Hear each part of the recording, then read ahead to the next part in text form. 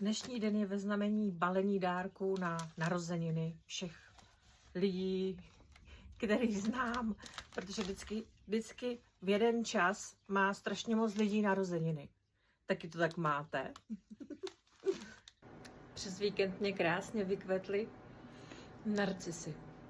A stály jenom 29 korun.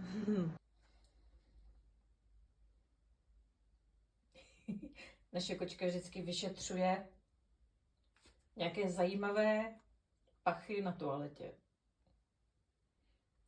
No. Je to agent.